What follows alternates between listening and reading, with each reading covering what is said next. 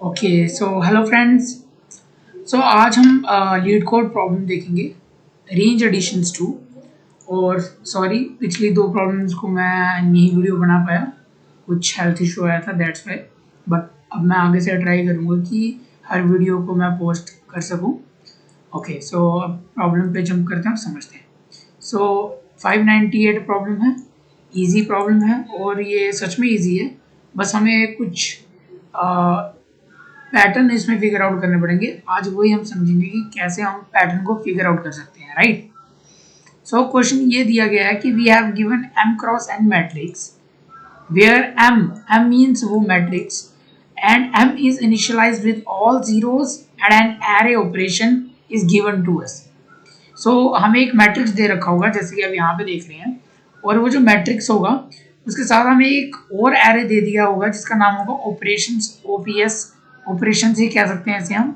Okay, और इसके अंदर जो वैल्यू होगी आई कह लें, और जो हम कह लें मतलब एक वैल्यू जो है उसके अंदर दो वैल्यूज होंगी हमारे पास। सिंपल सा मैं आपको ऐसे करके बताता हूँ, ए ऑफ आई और बी ऑफ आई। एक्चुअली ये वैल्यूज है क्या, मैं आपको बता दूं। लेट सपोज यहाँ पे आपको 2 दे रखा है और यहाँ पे आपको 3 दे रखा है, तो इसका मतलब कि जो x की वैल्यूज होंगी, इसका मतलब जो x की वैल्यूज हमारे पास होंगी वो रेंज करेंगी 0, 1 एंड 2, और जो y के लिए वैल्यूज होंगी वो हमारे पास होगी 0, 1 एंड 2 एंड 3 होंगी या नहीं होंगी, देखते हैं। इधर क्या लिख रखा है, this is less than equal to, but this one is less than. So हम इसमें इंक्लूजन जो है उस वैल्यू का नहीं इंक्लूड करेंगे, 2 और 3 को नहीं लेंगे। तो x के लिए 0 और 1 होंगी और y के लिए 0, 1, 2 होगी। आगे जाके और ज़्यादा क्लियर होगी, अभी सोचने की ज़रूरत नहीं है, राइट। और हमें करना क्या है, हमें काउंट करना है, रिटर्न करना है number of maximum integer in matrix. सीधी सी बात कहूँ तो आपको ये एरे दे रखा होगा, कुछ ऑपरेशंस दे रखे होंगे, इस ऑपरेशंस को लगाने के बाद हमारे पास ये मैट्रिक्स बनेगा।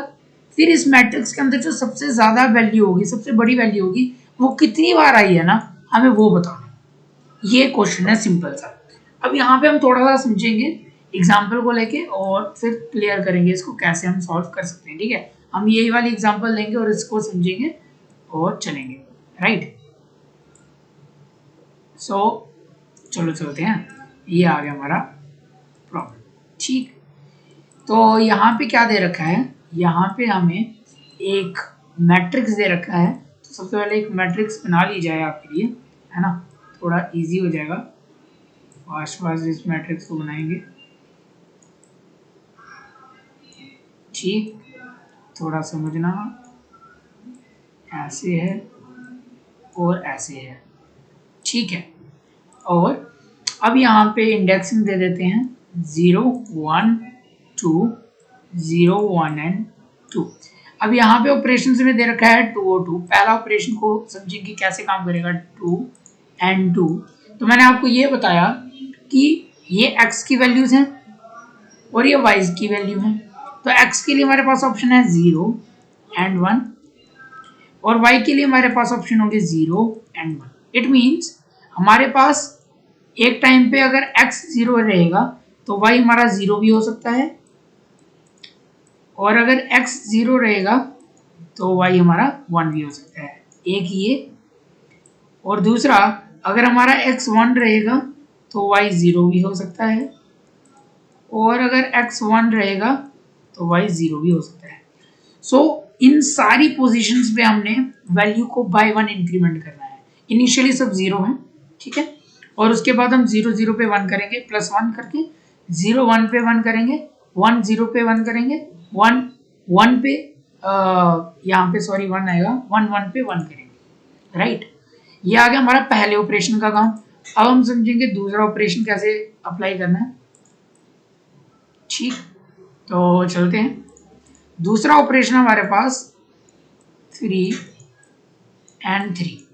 तो इस ऑपरेशन को समझेंगे तो हमारे पास x के लिए वैल्यू आएंगे 0, 1 एंड 2 और y के लिए वैल्यू आएंगे 0, 1 एंड 2।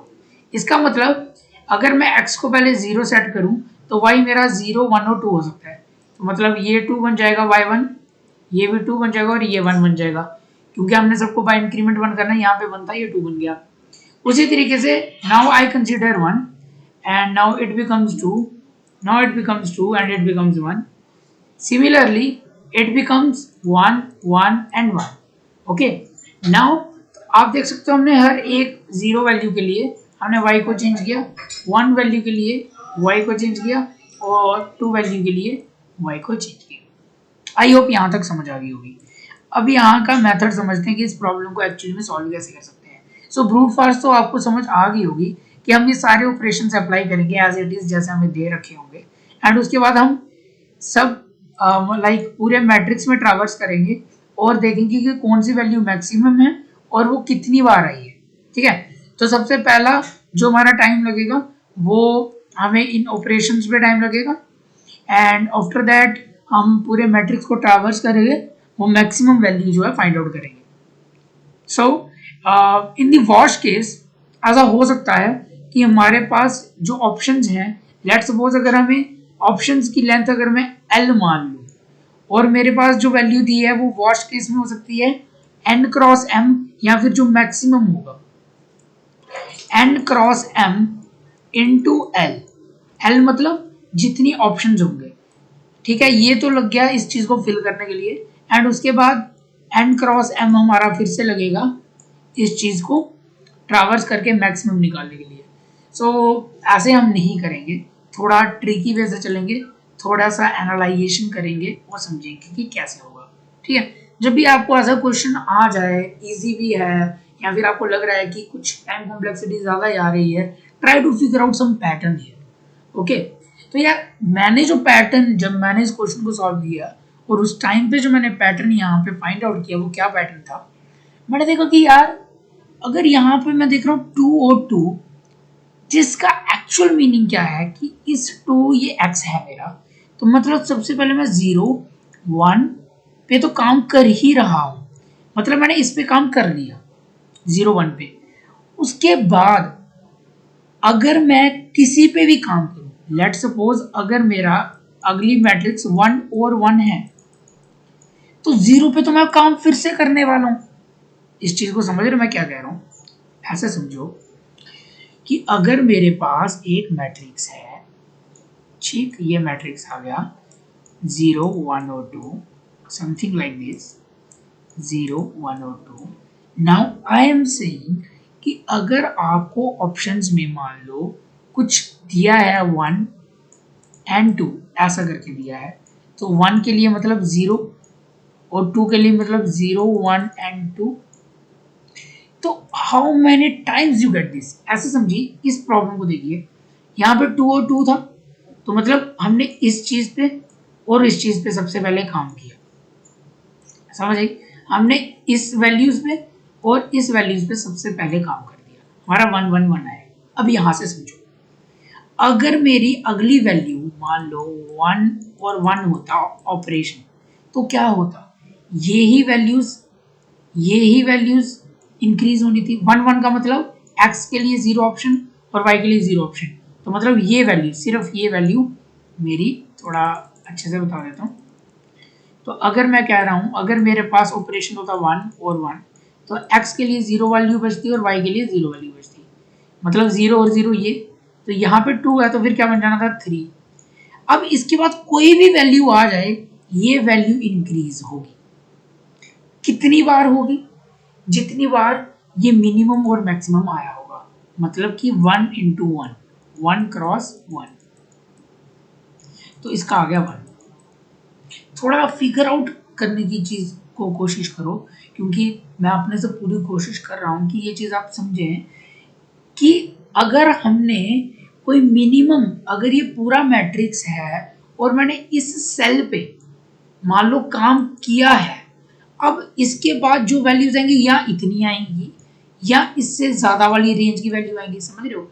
अगर 0 0 सबसे छोटी रेंज है, मेरे पास एक पड़ा हुआ है 1 एंड 1 और ये सबसे छोटी रेंज है, उसके बाद जितनी मर्जी बड़ी रेंज आ जाए या फिर 1 1 वाली बड़ी सारी रेंज आ जाए, तो इफेक्ट किस पे पड़ेगा? इफेक्ट तो इसी सेल पे पड़ेगा ना, सिर्फ इसी सेल पे। समझ रहे हो?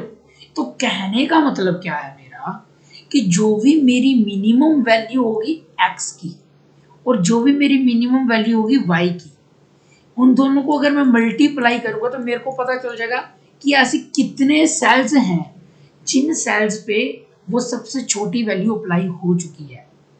मतलब अगर आपको दिया होगा कुछ ऐसा 1 and 2, इसका मतलब x के लिए 0 ऑप्शंस हैं, y के लिए 0 और 1 ऑप्शंस हैं। ये क्लियर हो गया? तो इसका मतलब 0 का मतलब ये और 0 1 का मतलब ये वाली वैल्यू चेंज होगी और एक ये वाली वैल्यू चेंज होगी। और मान लो ये सबसे छोटा है और वैल्यूज मान लो है 2 और 2, तो इसके लिए क्या होगा 0 और 1 ऑप्शन होगा। इसके लिए क्या होगा 0 और 1 ऑप्शन होगा। मतलब 0 और 0 पे आपकी जो वैल्यू थी और जो 0 और जो 1 पे और 1 और 0 पे आएगी ये वैल्यू छोटी होगी एज कम्पेयर टू ये, क्योंकि यहाँ पे एक पहले से ही वैल्यू है और जब हम उस पर इंक्रीमेंट करेंगे वो ऑटोमेटिकली इंक्रीमेंट होगी। सो ऑल इन ऑल अगर आप इसे ड्राई रन करोगे तो थोड़ा आपको और क्लियर होगा।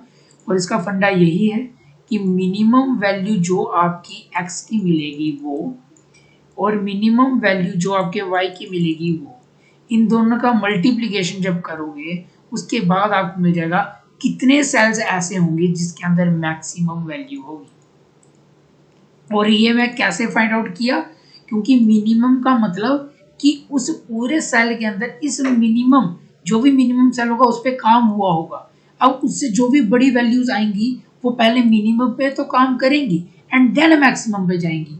तो अगर मिनिमम पे पहले ही काम हो गया होगा, अगर मिनिमम सेल पे पहले ही काम हो गया होगा तो जितनी मर्जी मैक्सिमम वैल्यू है इस पे तो इंक्रीमेंटेशन लगेगी ना, तो वो मिनिमम ही सबसे बड़ी होगी।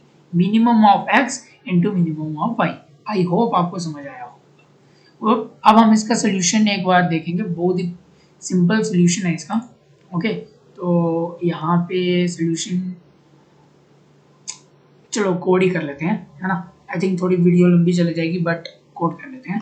तो पहली चीज़ तो कि अगर जो मेरा ऑप्शंस हैं जो मेरे को वैल्यू दे रखी है, अगर वो मान लो 0 है, ये भी एक केस कंसिडर करने वाला था। अगर लेट सपोज आपको कोई ऑप्शंस दिए नहीं है तो मैक्सिमम वैल्यू क्या है 0 है। और 0 कितनी बार रखा है 9 बार, मतलब m इंटू n, है ना। तो ये चीज़ कह रहा हूँ मैं। तो मैं कह रहा हूँ कि अगर आपकी ये चीज़ 0 है तो आपकी वैल्यू होगी m क्रॉस n, राइट। और दूसरी चीज़ मैंने क्या की, आपको क्या करनी है मिनिमम ऑफ x ढूंढना है और मिनिमम ऑफ y ढूंढना है। सिंपल सा है, देखो कैसे करेंगे। सबसे पहले हम सिस्टम को इंपोर्ट कर लेते हैं एक मैक्सिमम वैल्यू, क्योंकि अभी तक हमारे पास कोई छोटी वैल्यू नहीं है तो हमारे लिए छोटी जो है वो सबसे बड़ी वैल्यू ही होगी, ठीक। एंड सिमिलरली ओके, यहाँ तक क्लियर हो गया। अब मेरे को क्या करना है, हर एक ऑप्शंस पे जाना है, हर एक ऑप्शन पे जाना है और उसके अंदर देखनी है कि मेरी मिनिमम वैल्यू कौन सी है।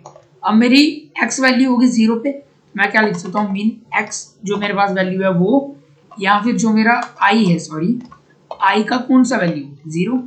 सिमिलरली मिन y एंड यहाँ पे होगा मिन y कॉमा i कॉमा 1। यहाँ तक क्लियर है?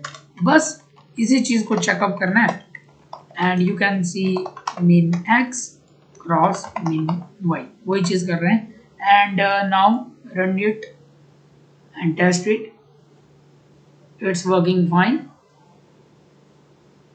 And you can see it's working fine.